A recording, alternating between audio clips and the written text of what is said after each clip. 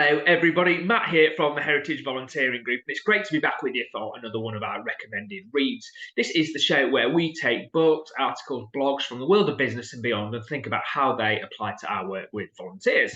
Today, we are taking a look at Leaders Eat Last by Simon Sinek, a book that explores the idea of servant leadership. If you're not familiar with the term, this is the idea that leaders are there to serve the needs of their team members rather than the more traditional idea that team members are there to serve the needs of their leaders. This is summed up in the title of the book, which could also be called Leaders Put Their Team First. The book explores three specific aspects of servant leadership. Firstly, the idea that we need to create a safe space of trust and understanding.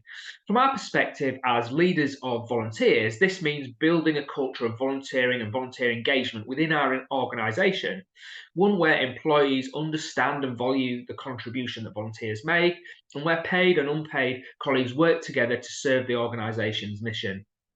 Secondly, and slightly more avant-garde, the book explores several feel-good chemicals that we should look to stimulate as leaders of volunteers. Bear with me on this, it does make sense, I promise. So those chemicals are endorphins, dopamine, which is produced when you achieve your goals, serotonin, which gives you a sense of pride and is achieved when you make a difference, and oxytocin, which is created through connections and friendship.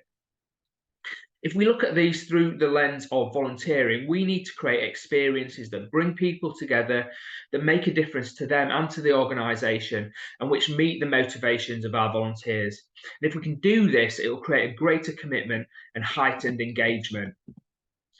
Finally, as leaders, we need to put our people first, inspiring trust and collaboration.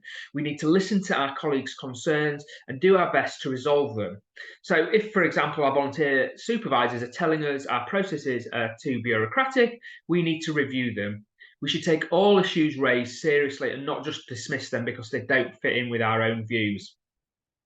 Leaders Eat Last is a really interesting book from one of the world's thought leaders, and it's well worth checking out. Well, thanks again for joining us, folks. We hope you've enjoyed it. And if you did, please don't forget to hit the subscribe button and share with your colleagues. Thank you.